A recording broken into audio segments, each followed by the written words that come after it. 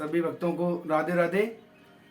हमारी वीडियो जो भी आपके पास आ रही हैं उनको अंत तक देखना है, और अंत तक देखना, यदि आपको पसंद आती है तो लाइक और कमेंट करें, और पहली बार यदि आप चैनल पर आए हैं तो इस चैनल को सब्सक्राइब करें, और बेल आइकन घंटी दबाना जरूरी है, जिससे कि सभी प्रोग्राम जो भी आते हैं वो सबसे पहले आपके पास आए। धन्यवाद।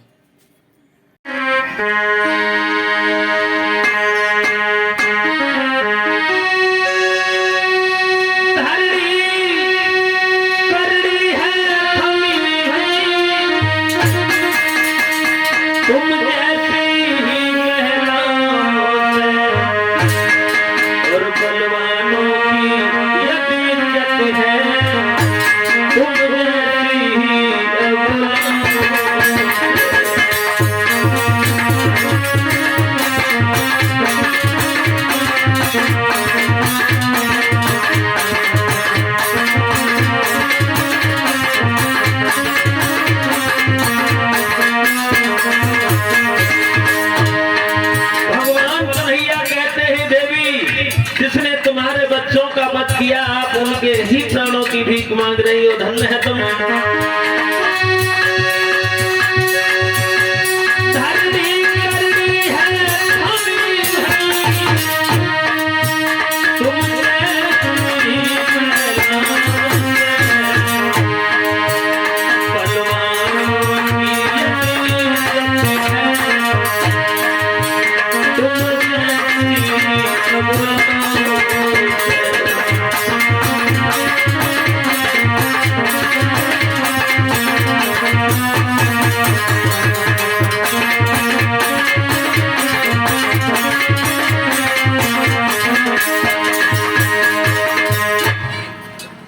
देखिए,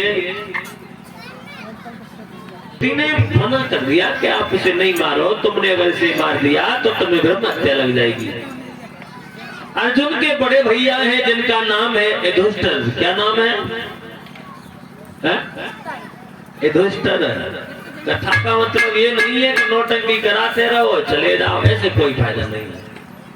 कथा सुनने के बाद में देखिए, हम कथा कह तो रहे हैं, लेकिन कथा सुनने वाला भी एकदम ठीक ठाक हो तब आनंद आता है।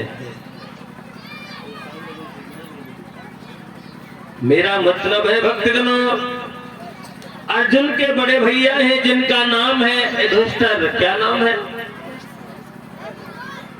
जिन्हें धर्मराज कहते थे। उन्हें पूछा, भैया आप ही बताओ इसका क्या किया जाए, इसने हमारे बच्चों का वध किया है। तो युधिष्ठिर बोले, देखो तुम वो काम करो जो धर्म के विपरीत न हो। बाद में भीम को पूछा है अर्जुन ने, आप ही बताओ इसका क्या किया जाए। तो भीम ने कहा, अर्जुन अगर तूने जिंदा छोड़ दिया तो हम जिंदा नहीं छोड़ेंगे, क्योंकि इसने हमारे बच्चों का वध किया है। बाद में भगवान को पूछ लिया, आप ही बताओ प्रभु इसका क्या किया जाए। तो भगवान मुरली मनोहर कहते हैं, अर्जुन हम बताएं, और बोले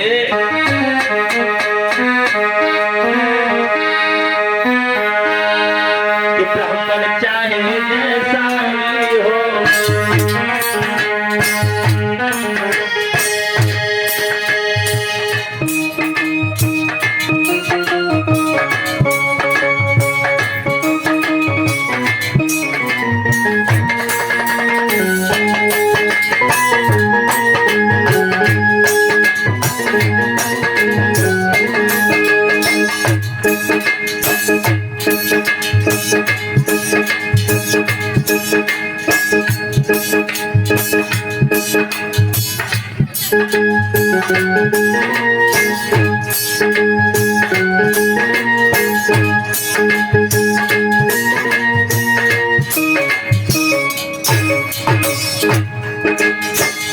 बोलते हैं भगवान कन्हैया, ब्राह्मण चाहे जैसा भी हो, जैसा भी, पर उसे मारना ठीक नहीं, ठीक। और काला प्यारा कोई भी हो, कोई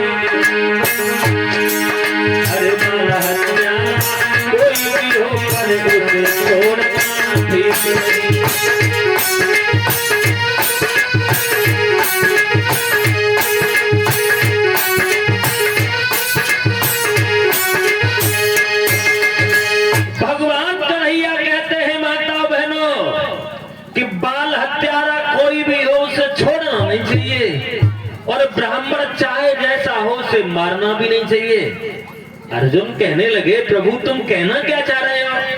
ये जाति से ब्राह्मण है इसलिए मारना भी नहीं है, और इसने बच्चों का वध किया है इसलिए छोड़ना भी नहीं है, करना क्या है? भगवान बोले हर चीज अपनी जगह वजूद रखती है, हर चीज अपनी जगह वजूद रखती है। परीक्षित जी, सब्जी कितनी भी अच्छी बनाओ, कितना भी घी डालो, अगर उसमें नमक नहीं डालोगे तो कोई टेस्ट नहीं आएगा। क्यों? देखिए शरीर कितना भी सुंदर हो, शरीर कितना भी सुंदर हो, अगर आंखें नहीं है तो कोई सुंदरता दिखाई नहीं देगी। क्यों? नैन बिना देही है सूनी, और किलो कहा जापे तो पन खाई। बालू को महल रुपये कबहू ना, और बिना परहेज की कहा दवाई। वो है नीच महापापी जो झूठी बात पे देत गवाई। वो घर कबहू न पनप सके जामे बालक चोर चटोर लुगाई। देखिए भक्तजनों, भगवान कहते हैं हर जगह हर चीज अपना वजूद रखती है। ये ब्राह्मण है इसलिए मारना भी नहीं है, और ये बाल हत्यारा है इसलिए छोड़ना भी नहीं है। अर्जुन कहने लगे प्रभु कहना क्या चाह रहे हो? भगवान कहते हैं हमने कुरुक्षेत्र के मैदान में जब गीता का ज्ञान दिया, उपदेश दिया तो सब बता दिया।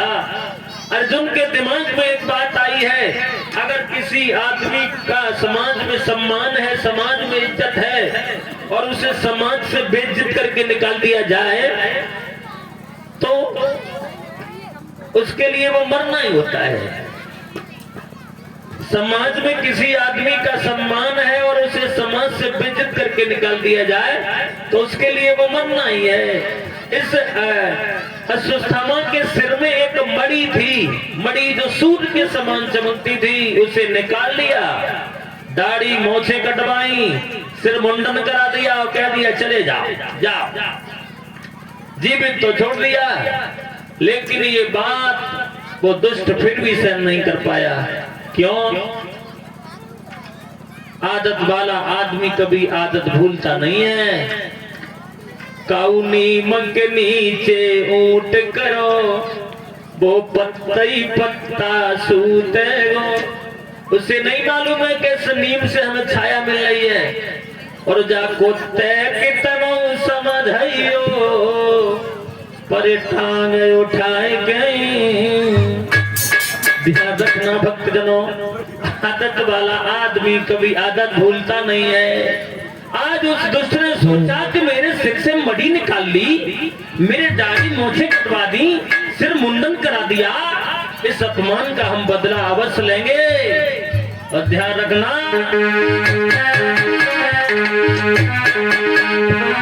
अरे बिल्ली रंग सुभाव न बदले,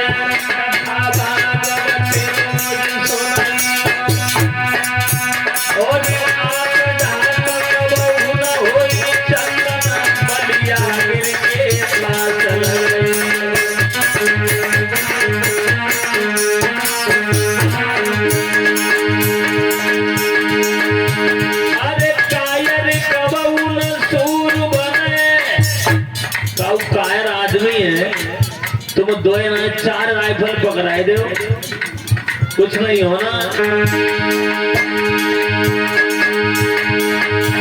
अरे कायर कबूल सूर बने, चाहे कोई तलवार गई। अरे तरज राग पशु नहीं जाने, चाहे भैंस के आगे भी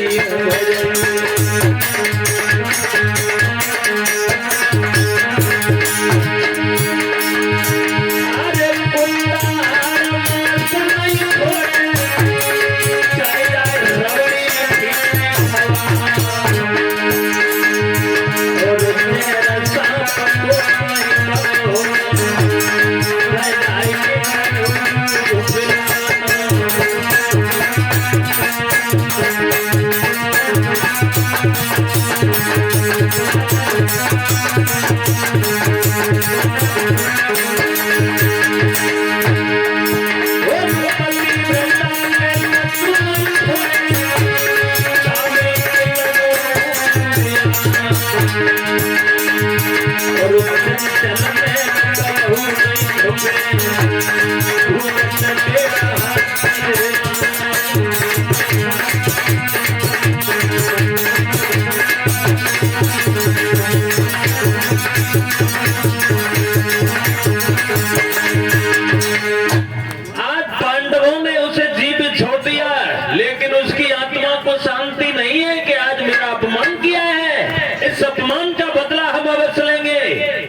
ध्यान रखना माताओं बहनों, उस दुष्ट ने एक ब्रह्मशस्त्र चला दिया।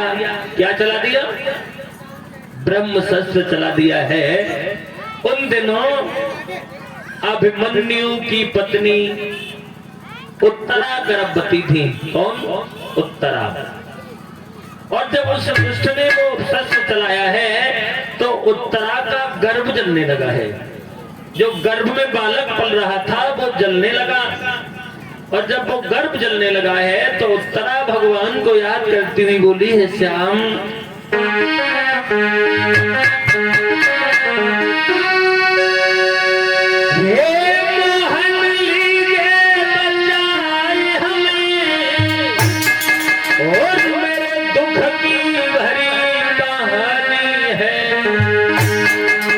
और मेरा गर्भपाल जल रहा है, मेरे पति की यही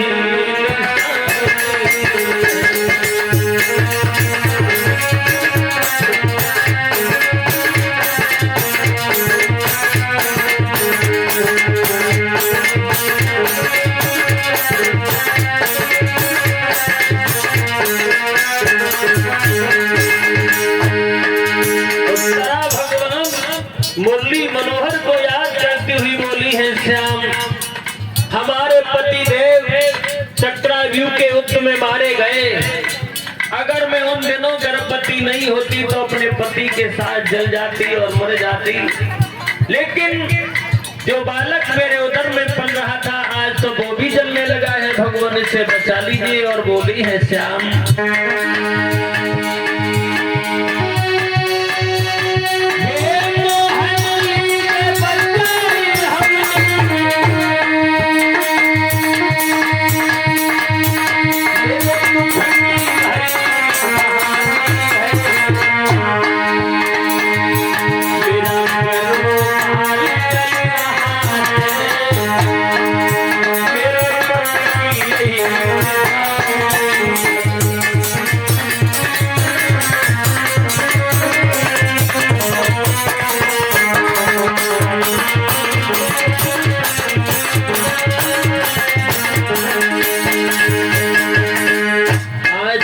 भगवान को याद करती हैं भक्तजनों, तो भगवान कन्हैया ने देर नहीं की है। एक छोटा सा रूप बना लिया। छोटा सा रूप बना के भगवान कन्हैया उत्तरा के गर्भ में प्रवेश कर गए। और जब अंदर गए तो भगवान ने उस बालक की गर्भ में रक्षा की है। और जब गर्भ की रक्षा की, धीरे धीरे जब गर्भ का पूरा समय हो गया है भक्तजनों, तो उत्तरा के गर्भ से एक पुत्र का जन्म होता है। किसका जन्म हुआ परीक्षित जी? हाँ, एक पुत्र का जन्म हुआ। किसका हुआ? पुत्र का। देखिए, जब बालक मां के उदर से जन्म लेता है तो पहले रोता है, लेकिन जो उत्तरा के गर्भ से बालक हुआ था वो रोया नहीं। क्यों? वो इधर उधर देख रहा था। क्या? वो ये देख रहा था जिसने हमें गर्भ में बचाया वो कौन है, हमें किसने बचाया। भगवान समझ गए ये सबकी परीक्षा कर रहा है, ये जान रहा है। इसलिए भगवान कन्हैया ने उस बालक का नाम रख दिया। क्या? बोले परीक्षित।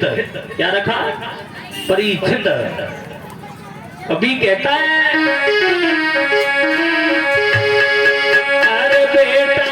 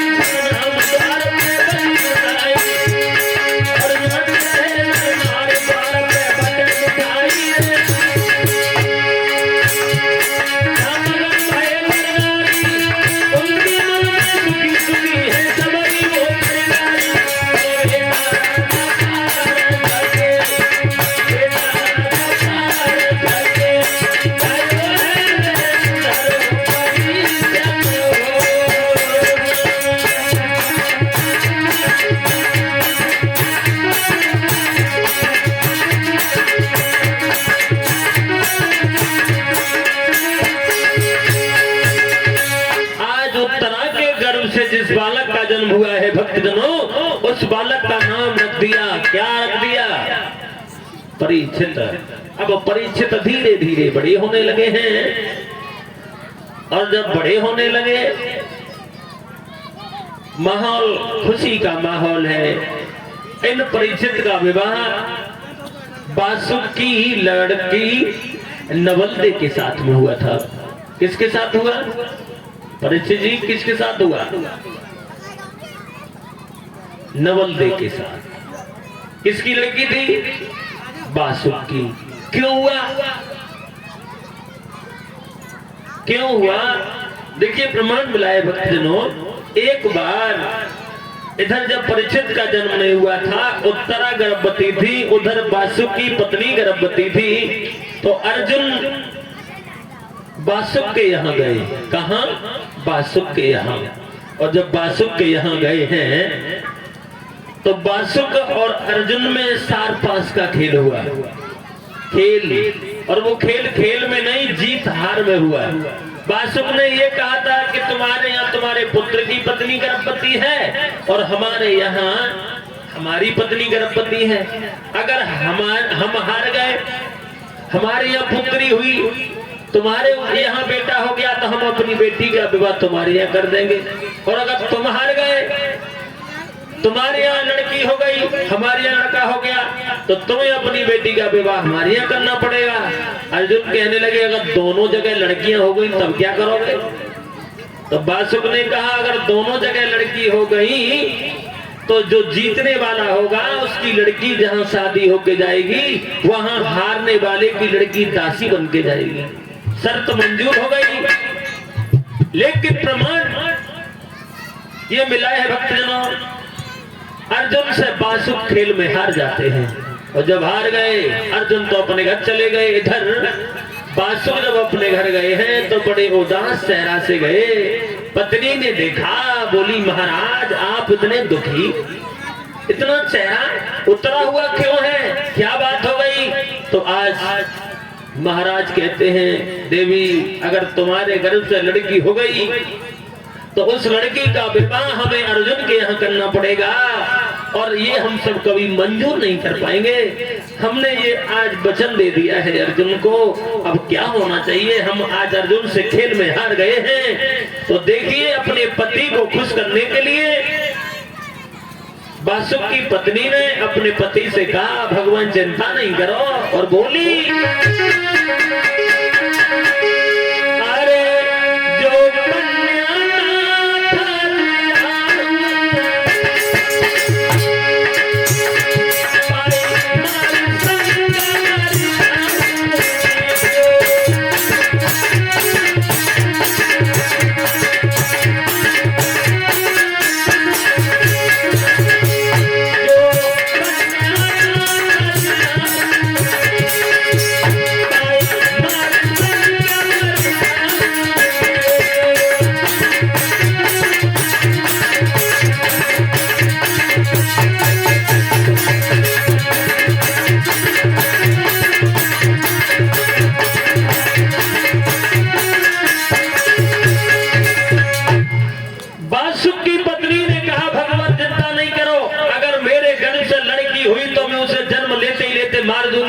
मर जाऊंगी, आप टेंशन नहीं लो। लेकिन भगवान की माया को कोई टाल नहीं पाया भक्तों।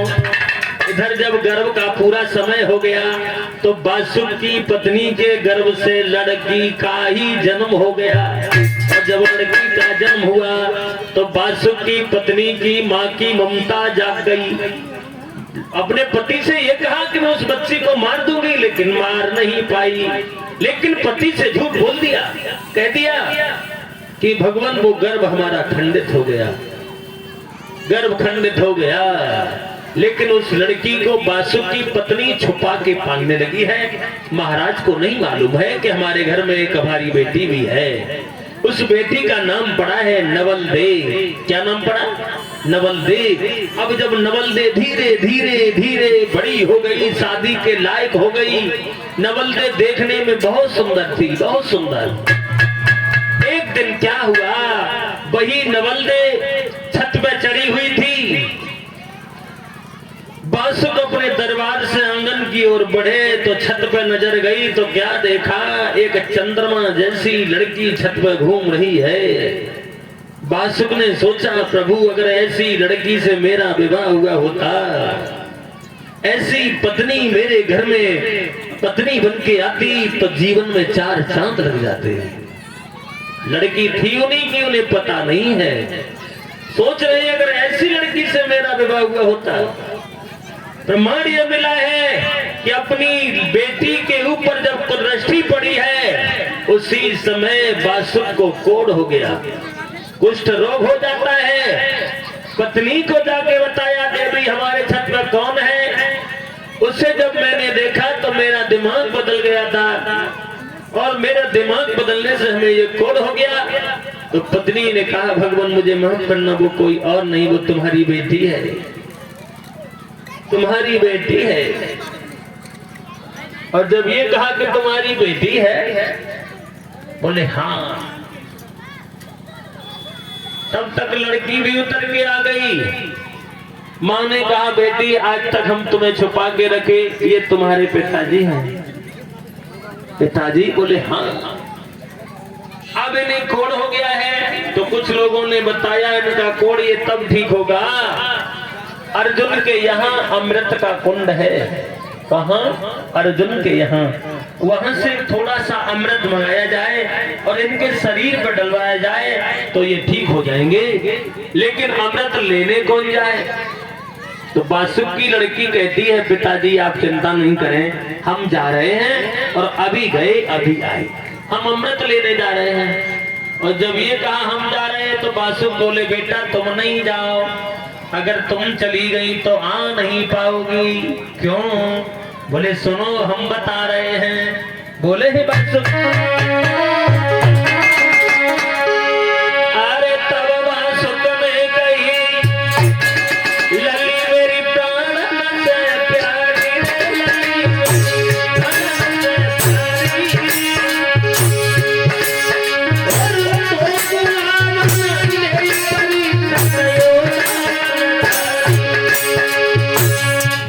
बासुक कहते हैं, बेटी अगर तुम अमृत लेने जाओगी तो तुम आ नहीं पाओगी, क्योंकि वहां परीक्षक पहरेदारी कर रहा है। परीक्षक बोले हाँ, क्यों नहीं आने देगा? बोले वो धनवंतर ने उसे इतनी विद्या सिखाई है। और बोले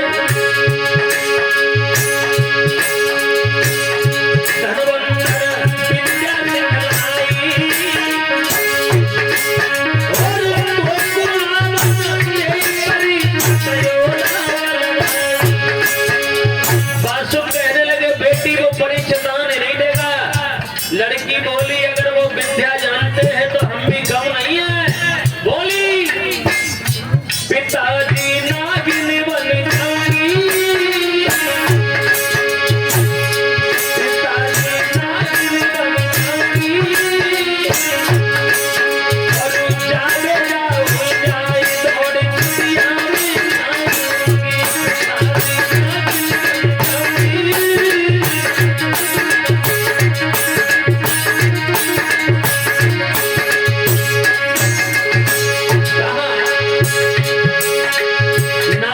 जाऊंगी, लेकिन अमृत ले आऊंगी।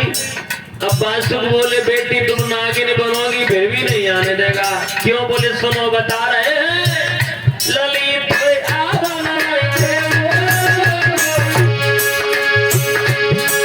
और वो बरुआ बन जाए बजाई की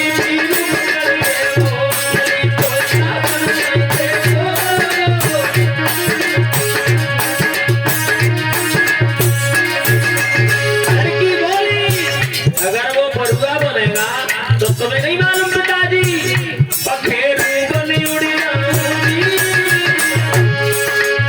पक्षी बन के उड़ जाऊंगी, लेकिन उसके हाथ नहीं आऊंगी। बासुक बोले, बेटा तुम पक्षी बनोगी तो सुनो, अरे पिताजी पखेरू बनी उड़ जाऊंगी। बासुक बोले, बेटा बन जाए बाजू लली तो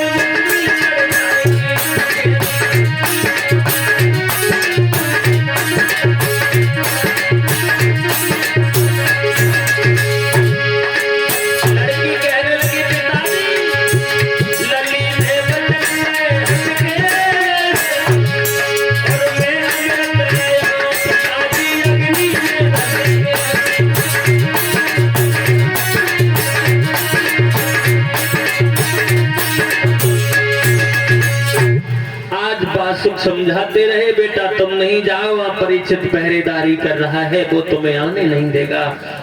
लड़की नहीं मानी है, वो गागर उठाई सिर पे रखी और चल देती है। और जब चली है परीक्षित जी, कौन जा रहा है? परीक्षित ध्यान कहाँ है? कथा तो यहाँ है। देखिए मेरा मतलब है भक्तजनों, आज नवलदे जब जा रही है अमृत लेने के लिए, पहुंच जाती है जहां अमृत का कुंड था अर्जुन के यहाँ। जाते जाते अपने कलश में अमृत भर लिया और चली। और जब चली परीक्षित आ गए, रोक लिया, खड़ी हो जा, कहाँ जा रही हो, कौन हो, कहाँ आई? और अमृत भर लिया, चल दी, पूछा भी, कोई पहरेदारी भी कर रहा है? लड़की कहने लगी मेरा नाम नवलदे है, मेरे पिता का नाम बासुक है। अब ये परीक्षित और नवलदे आपस में बातें कर रहे थे, तब तक अर्जुन आ गए। अर्जुन ने कहा बेटी तुम्हारा नाम नवलदे? बोले हाँ। तुम्हारे पिता बासुक? बोले हाँ। अर्जुन कहने लगे तब तुम्हारे पिताजी तो तुम्हें गर्भावस्था में ही हार गए थे, और तुम्हारे पिताजी ने तो हमसे झूठ बोल दिया कि हमारी पत्नी का गर्भ खंडित हो गया। आपकी शादी हमारे इस परीक्षित के साथ तय हो गई है गर्भावस्था में, क्योंकि आपके पिताजी हमसे सार फांस के खेल में हार गए थे। लड़की कहने लगी भगवान अगर ये सत्य है तो हम अभी गए और अभी आए, केवल ये कलश रखने जा रहे हैं। परीक्षित बोले हमें विश्वास नहीं है तुम आ जाओगे? बोले आएंगे, जा रहे हैं और अभी आए। लड़की अपने घर गई, कलश रख दिया, दोनों हाथ जोड़े, कहा पिताजी अब मैं इस आंगन में नहीं रहूंगी जहां मेरी ओर कुदरती से देखा गया हो, और आप हमें हार गए हैं। बासुक ने बहुत समझाया बेटी नहीं जाओ, लेकिन लड़की नहीं मानी, भागती हुई चली गई। और यही बैर ठान लिया था इसने, बासुक ने जा रही है तो चली जा, लेकिन चैन से नहीं रहने देंगे। आज वो नाग वंश की नाग कन्या पहुंच जाती है अर्जुन के यहाँ। अर्जुन के यहाँ मंडप गड़वाया गया है, परीक्षित के साथ नवलदे का विवाह होता है। बड़ी हंसी खुशी से नवलदे का विवाह हुआ। भक्तजनों कहने का मतलब है परीक्षित जो है इनकी शादी किसके साथ हुई? आपकी बात नहीं कर रहे हैं, हम उनकी बात कर रहे हैं। देखिए नवलदे के साथ में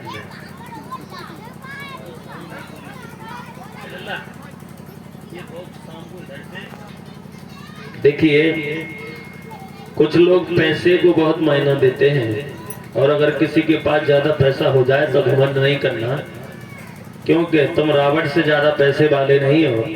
सोने की लंका थी उसके, और अगर शरीर में दम बढ़ जाए, ताकत बढ़ जाए, उसका भी घमंड नहीं करना। क्यों? पैसे से कुछ हो जाता है लेकिन सब कुछ नहीं होता है। क्यों? विद्वान कह रहा है